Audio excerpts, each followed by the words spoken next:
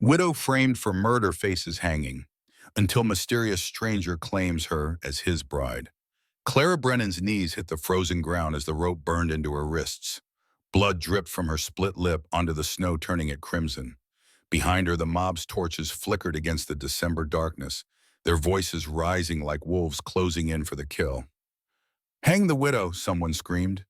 Clara closed her eyes and waited for death. Then a single gunshot split the night air, and a voice she'd never heard before spoke words that would haunt Silver Creek for generations.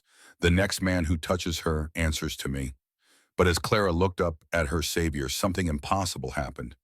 She recognized those gray eyes, not from life but from dreams. Dreams that had haunted her since Thomas died. Dreams of a woman with her face standing in this exact spot 20 years ago. Stay with me until the end of the story and comment what city you're watching from so I can see how far this tale has traveled across the world. The morning of December 14th, 1878 began with Clara Brennan doing what she always did. She opened her small seamstress shop on Main Street, lit the potbelly stove against the bitter Montana cold, and waited for customers who would never come. But today was different. Today she couldn't shake the dream that had plagued her sleep. In it, she stood in a place she'd never been, a grand house with windows facing the mountains. A woman with auburn hair like hers was running terror in her eyes, while men with torches pursued her.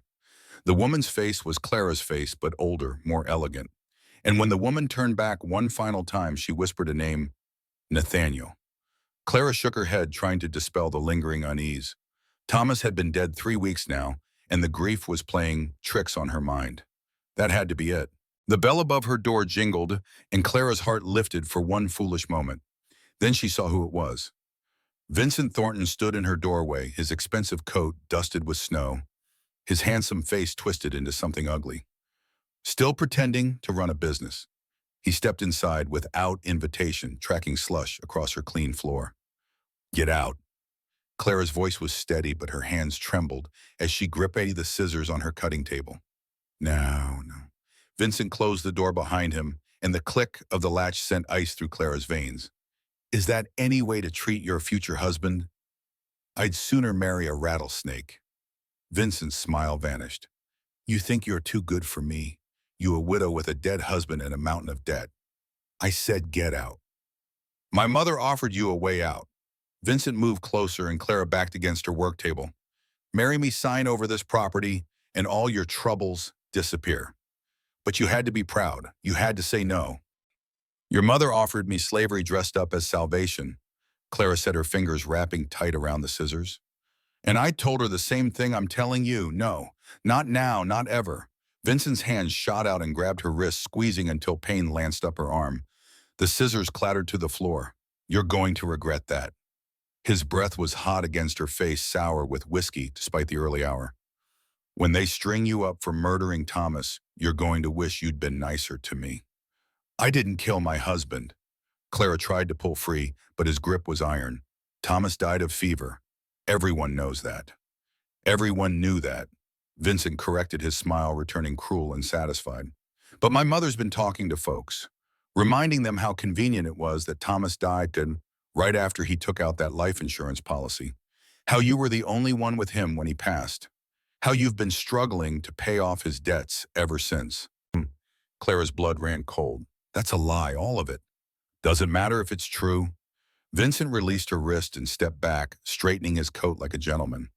"What matters is what people believe, and by tomorrow morning, everyone in Silver Creek is going to believe you poisoned your husband for the insurance money."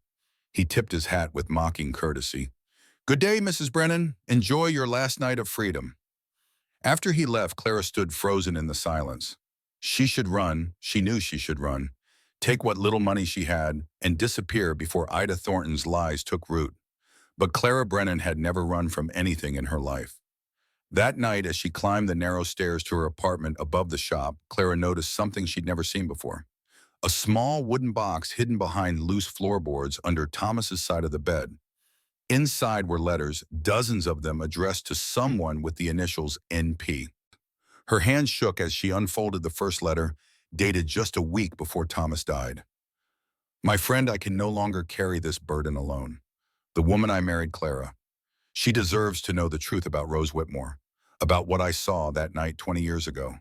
about what I failed to do. If something happens to me, please tell her I'm sorry. Tell her Rose's death wasn't her fault, and it wasn't yours either. We were all just boys, then scared and helpless. But Clara is stronger than Rose ever was. She would have fought. She would have saved them all. TB. Clara's breath caught. Rose Whitmore. That was the name from her dreams. The woman with her face who had whispered Nathaniel. The pounding on her door came before dawn. Clara jolted awake, the letters scattered around her.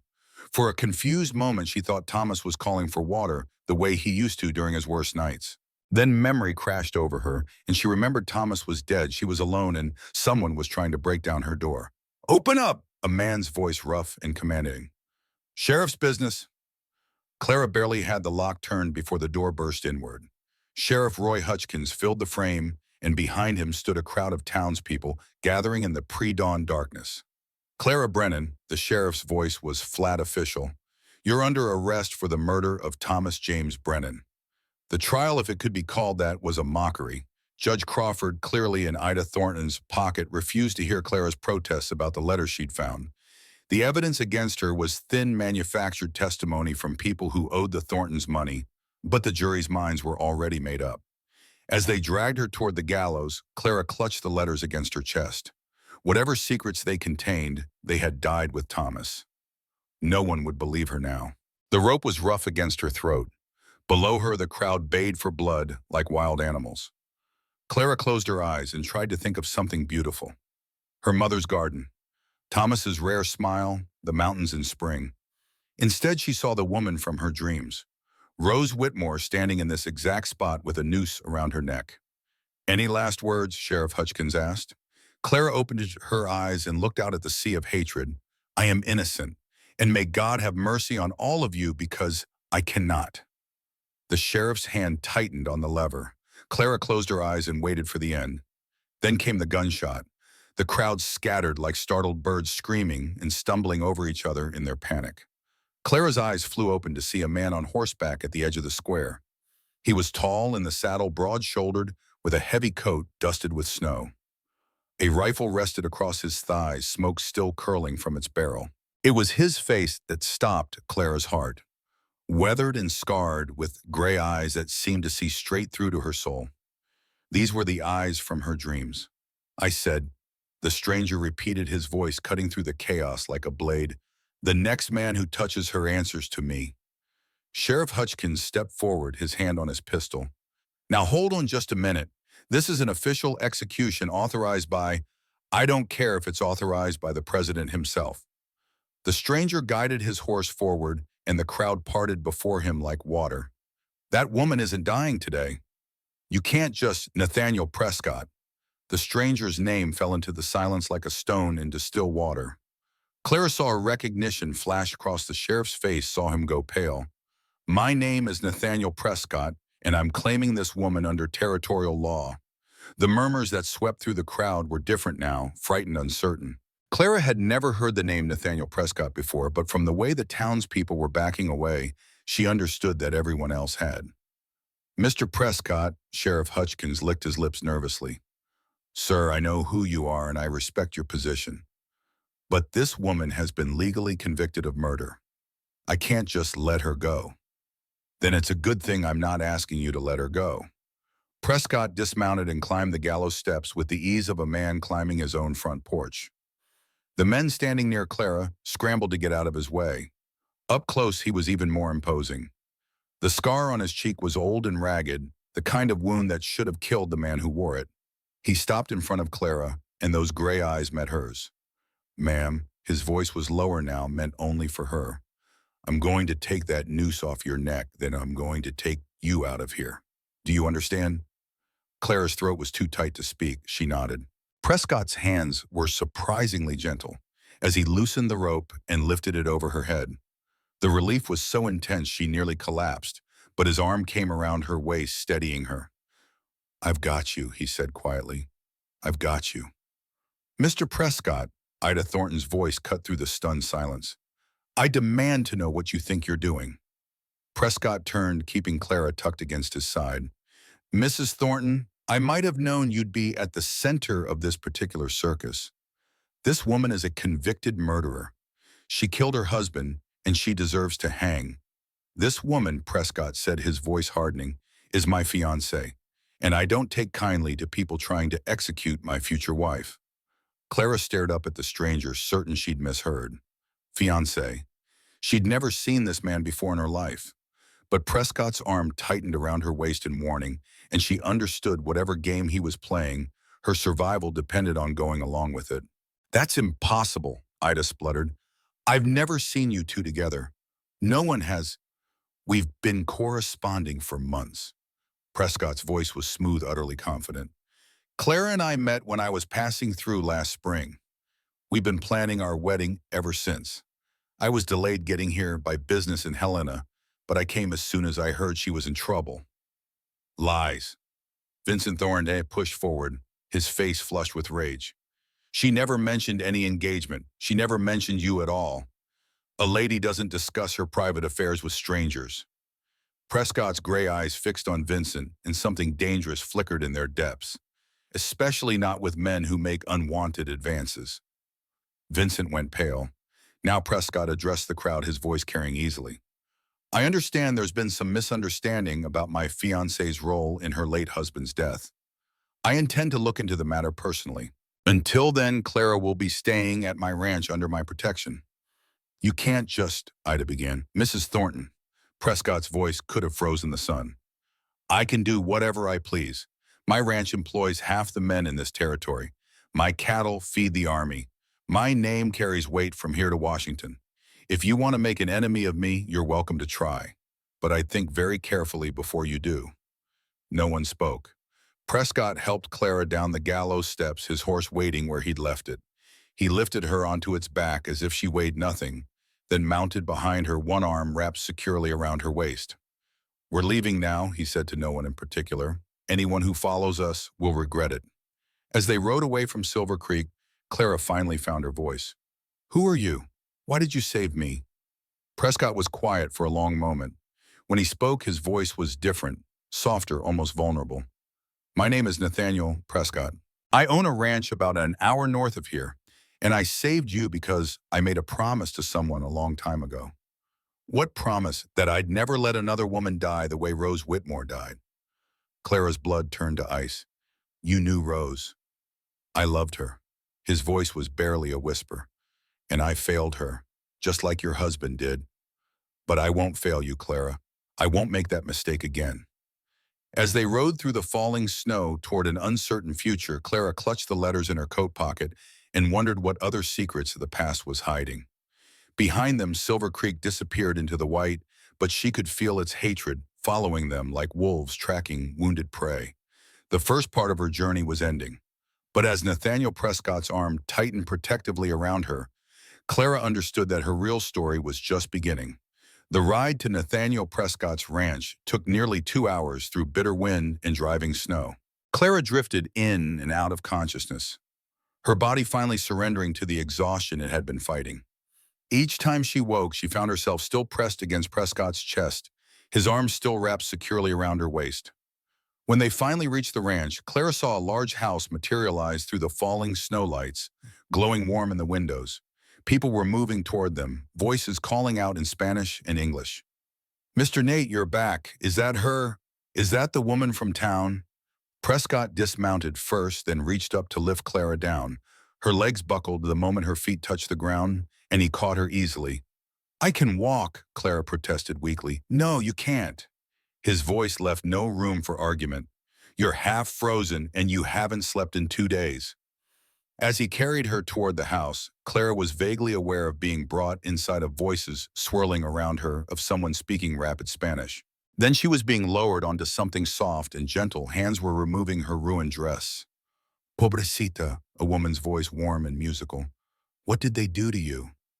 Clara tried to answer, but sleep claimed her before she could form the words. She woke screaming, Easy, easy. Hands pressed her shoulders down, firm but gentle. You're safe.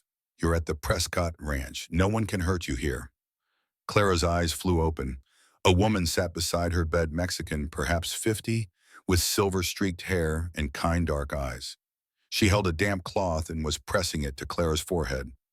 Where? Clara's voice cracked. Where am I? You are in Mr. Nate's house. I am Dolores. I have been taking care of this family for 30 years, and now I will take care of you. Clara tried to sit up, but her body screamed in protest. How long have I been asleep? 2 days. 2 days. Clara's heart lurched. I have to. I need to. You need to rest. Dolores pressed her back down with surprising strength. Mr. Nate's orders. You are not to leave this bed until you can stand without falling over. But Silver Creek, the Thorntons, will still be there when you are healed. Dolores's voice softened. Rest now, child. Whatever demons chase you, they cannot reach you here. Over the next few days, Clara slowly recovered her strength. She learned about the ranch from Dolores, who seemed determined to sing Nathaniel's praises at every opportunity. He was wild when he came here, Dolores told her one evening, helping Clara into a borrowed dress. Angry, full of grief for his brother. He worked himself half to death building this ranch. I thought the work would kill him before the grief did. What happened to his brother? Daniel. Dolores's voice grew sad. Bandits attacked the ranch while Mr. Nate was away. They killed Daniel and... She paused, her dark eyes troubled. And Miss Rose. She was to marry Daniel, you know. Such a sweet girl, so much like you. Clara's breath caught. Rose Whitmore was going to marry Daniel Prescott. See, they were so happy, those two, and Mr. Nate loved her like a sister. When they died, Dolores shook her head. I have watched him turn to stone these past 20 years. 20 years. That matched the timeline from Clara's dreams from Thomas's letters. Dolores, Clara said carefully, what exactly happened the night they died? The older woman's face darkened. Bad men came, the Thornton men.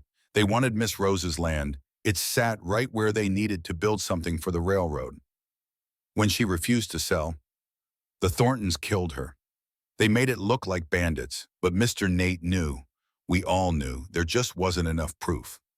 Dolores's voice dropped to a whisper. That's why he saved you, mija. He sees Miss Rose in you. The same strength, the same fire.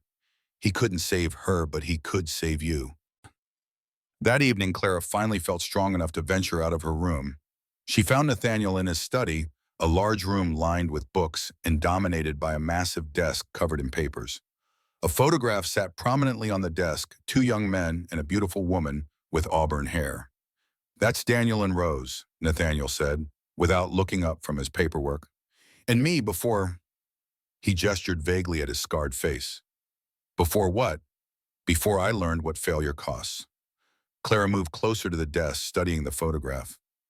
Rose Whitmore did look remarkably like her, the same auburn hair, the same determined chin, but her eyes were softer, more trusting.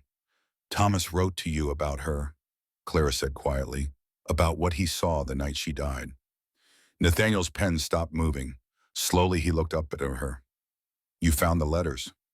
What really happened that night? Nathaniel was silent for a long moment. Then he set down his pen and leaned back in his chair. Thomas was young then, barely 18. He was working for a freight company making a delivery to Rose's place. He saw the Thorntons arrive, Ida and Vincent, along with 3 hired men. He watched them threaten Rose, watched her refuse to sell. And then Vincent shot Daniel when he tried to defend her. Thomas panicked. He hid in the barn and watched them. Nathaniel's voice broke. Watched them do things to Rose before they killed her. Then they burned the house and made it look like a bandit raid. Clara felt sick. Why didn't Thomas speak up? Why didn't he go to the law? Because Sheriff Hutchkins was there too.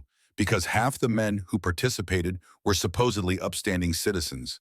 Because Thomas was just a scared boy who knew no one would believe him against the Thorntons.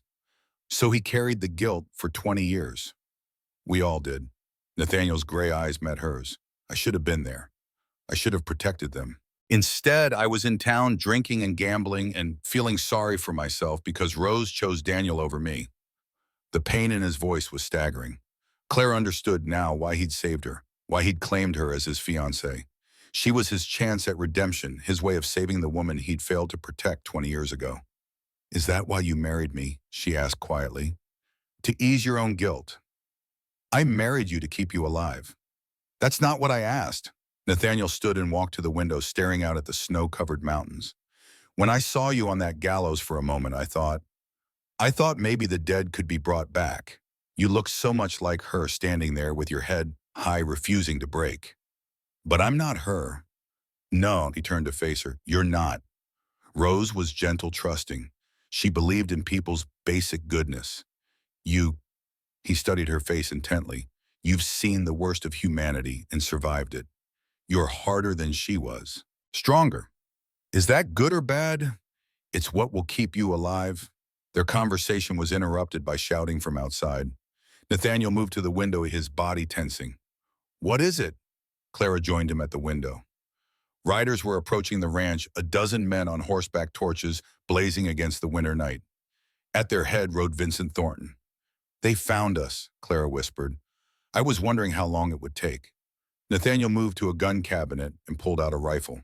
Clara, I need you to go to the root cellar behind the kitchen. Dolores will show you. Whatever happens, don't come out until I come for you personally. I'm not hiding while you're not dying either. His voice was steel. Rose died because she tried to fight when she should have run. Don't make her mistake. Before Clara could argue, the front door exploded inward. Vincent Thornton strode into the house, flanked by armed men. Prescott, Vincent's voice echoed through the house. I know you're here, and I know you've got that murdering witch with you. Nathaniel stepped into the hallway, his rifle leveled at Vincent's chest. Thornton, you're trespassing. I'm collecting what's mine. Vincent's eyes were wild, desperate. That woman killed her husband, and she's going to hang for it. Over my dead body. That can be arranged. The standoff stretched for long seconds. Then Clara made a choice that would change everything. She stepped out from behind Nathaniel. I'm here, Vincent. What do you want? Vincent's face twisted into an ugly smile. Justice. You're coming back to Silver Creek to face proper punishment. The only person who needs to face justice is you. Clara's voice was steady, calm. And your mother, for what you did to Rose Whitmore. The words hit Vincent like a physical blow. His face went white, then flushed red with rage. You don't know what you're talking about. I know you killed her. I know you killed Daniel Prescott. I know you made it look like a bandit raid. Clara stepped forward, and she saw several of Vincent's men shift uncomfortably. I know Thomas saw everything, and I know that's why your mother had him poisoned. Lies. But Vincent's voice cracked, and Clara knew she'd struck home. Martha Griggs confessed. She said the lie rolling off her tongue smooth as silk. Before she died of guilt, she told the federal marshal everything. About the arsenic, about the money your mother paid her, about the threats you made. It was a complete fabrication, but Vincent didn't know that. Clara watched the blood drain from his face as he realized his carefully constructed plan was crumbling. You're lying, he whispered. Am I? Then why are you here with an army instead of a warrant? Why aren't the territorial authorities demanding my return? Clara smiled coldly. Because you know the truth is coming out. And when it does, you and your mother will hang for murder. Vincent raised his gun, his hands shaking. Shut up. Shut up, you lying witch. The truth doesn't change just because you don't want to hear it. Clara took another step forward, and behind her she heard Nathaniel curse under his breath. Rose Whitmore was an innocent woman who refused to sell her land to your family. So you killed her. Just like you killed Daniel. Just like you had Thomas poisoned. She was nothing, Vincent screamed. Rose was nothing, a stupid girl who thought she could stand against us just like you. He pulled the trigger. The gunshot was deafening in the enclosed space. Clara threw herself to the side and the bullet shattered a mirror on the wall behind her. Before Vincent could fire again, Nathaniel's rifle spoke. Vincent Thornton crumpled to the floor, a red stain spreading across his chest. His men, seeing their leader fall, scrambled for the door. Within seconds, the house was empty, except for the three of them, Clara, Nathaniel, and Vincent's dying body. You shot him, Clara said, her voice oddly detached. He was going to kill you. Nathaniel moved to Vincent's side, checking for a pulse. He's dead. Clara stared down at the man who had terrorized her, who had murdered her husband, who had tried to have her executed for his crimes. She felt nothing, no satisfaction, no relief, no remorse, just emptiness. What happens now, she asked. Now we finish this. Nathaniel's voice was grim. Vincent was the gun, but Ida Thornton was the hand that aimed it. She's the one who has to answer for Rose, for Daniel, for Thomas. How do we prove what she did? We don't have to prove it. Nathaniel met her eyes. We just have to make her confess. As the snow continued to fall outside, Clara realized that the second part of her journey was ending. Vincent was dead, but his mother remained. And Ida Thornton, Clara was beginning to understand, was far more dangerous than her son had ever been. The final reckoning was still to come. The news of Vincent Thornton's death reached Silver Creek by morning. Clara stood at the window of Nathaniel's study, watching riders approach the ranch in the gray dawn light. But these weren't more of Vincent's men. These were federal marshals, their badges glinting in the pale sunlight. "Marshal Hardin," Nathaniel greeted the lead rider as they dismounted. "I was wondering when you'd arrive." "Mr. Prescott," Marshal Hardin was a stern-faced man in his 50s. "We came as soon as we got word about the shooting. Is it true Vincent Thornton is dead?" "It is, self-defense. He broke into my home with armed men, threatened my wife's life." Nathaniel's arm came around Clara's waist as she joined him on the porch. "I've got witnesses." "Your wife," Marshal Hardin's eyebrows rose. "I thought she was your fiancée." "We were married yesterday by Reverend Cole," Clara said smoothly. "Given the circumstances, we decided not to wait." It was another lie, but a necessary one. Marriage would give her legal protections that mere engagement couldn't provide. Marshal Hardin studied them both. "There are some serious accusations flying around, Mrs. Prescott. Ida Thornton claims you murdered your first husband. She's demanding we arrest you for Vincent's death as well." "Mrs. Thornton," Clara said, her voice steady, "is a liar and a murderer, and I can prove it." The marshal's expression sharpened. "How?" Clara reached into her coat and pulled out the letters Thomas had written to Nathaniel. "My late husband was a witness to the murder of Rose Whitmore and Daniel Prescott 20 years ago. These letters detail everything he saw that night." Marshal Hardin took the letters, scanning them quickly. As he read, his face grew increasingly grim. "If this is true," "It is true," Nathaniel said. "And there's more. We have reason to believe Ida Thornton had Thomas Brennan poisoned to prevent him from going to the authorities with this information. That's a serious accusation. Do you have proof?" "We have a witness," Clara said. "Martha Griggs. She's the woman Ida paid to poison Thomas with arsenic." It wasn't exactly true they hadn't found Martha yet, but Clara was betting that the pressure would force her into the open. Marshal Hardin folded the letters carefully. "Mrs. Prescott, these accusations are explosive. If proven true, they could hang Ida Thornton. Are you prepared to testify to all of this in court?" "I am." "Then we're going to need to take you into protective custody. Ida Thornton has a lot of influence in this territory and a lot of money. If she feels cornered, she'll try to finish what her son started," Nathaniel finished. "Clara will be safe here, Marshal. I have 20 armed men on this ranch, and none of them are in Ida's pocket. With respect, Mr. Prescott, this is bigger than a range war now. We're talking about federal crimes. I need to bring Mrs. Prescott to Helena for questioning." "No," Clara's voice was firm. "If you take me to Helena, Ida will have time to destroy evidence, intimidate witnesses, maybe even escape.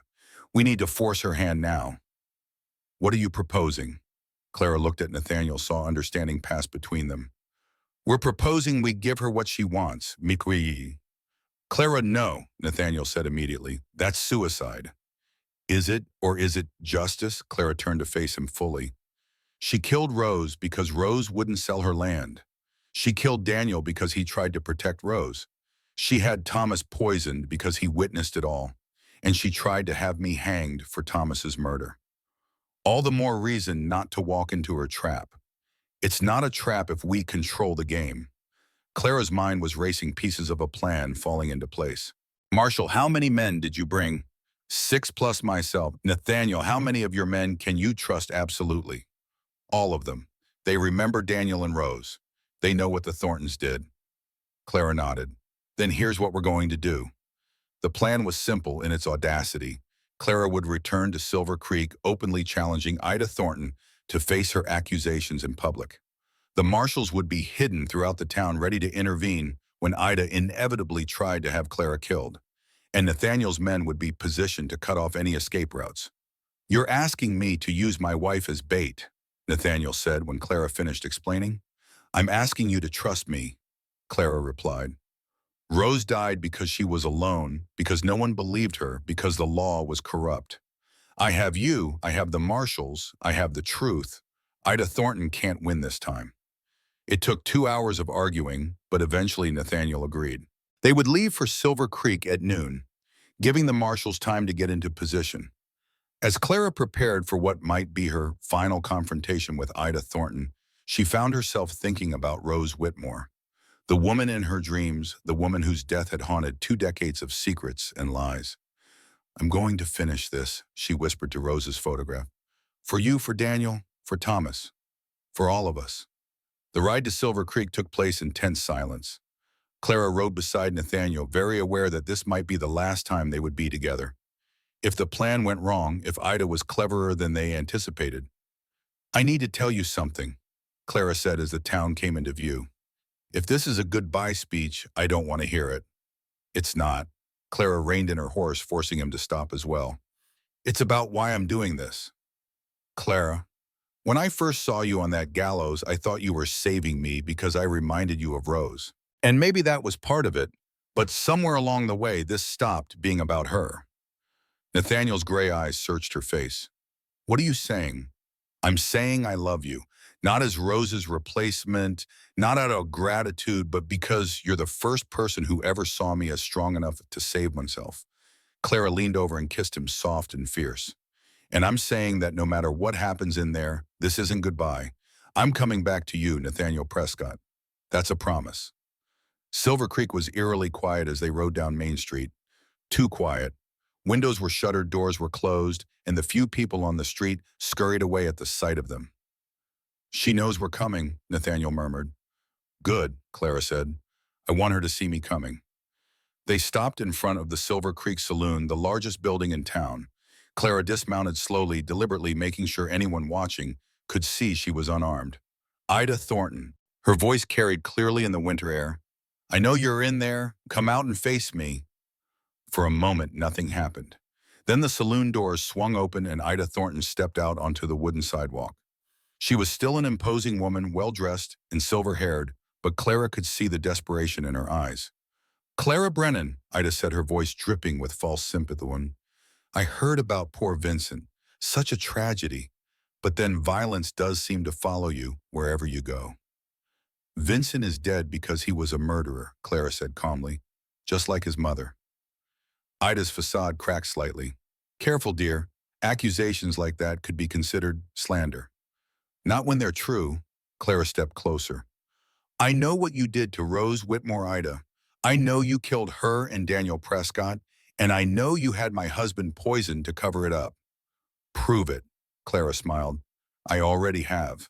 And she pulled out one of Thomas's letters and read aloud, I watched Vincent Thornton shoot Daniel Prescott in the chest. I watched them drag Rose into the house. I heard her screaming.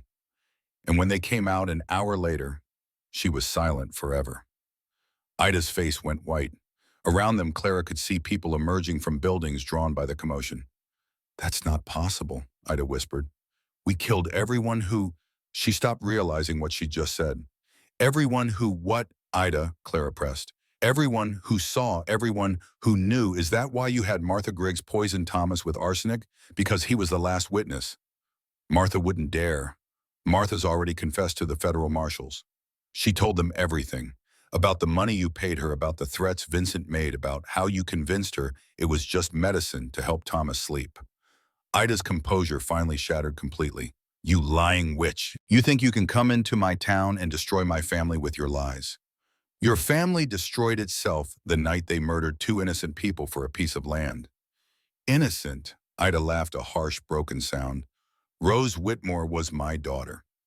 The admission hit Clara like a physical blow. Around them, the gathered crowd gasped. Your daughter.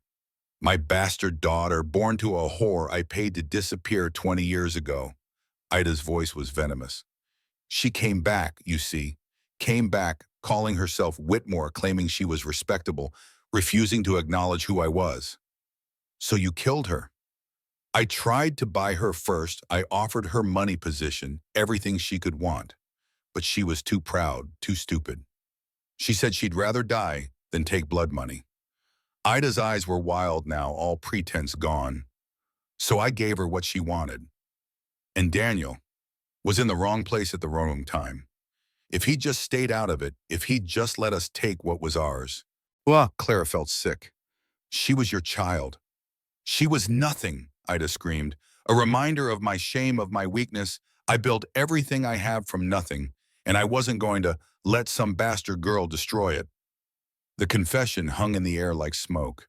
Clara could see Marshall Harden and his men emerging from their hiding places, could see Ida's allies backing away as they realized the woman they'd supported was a child killer.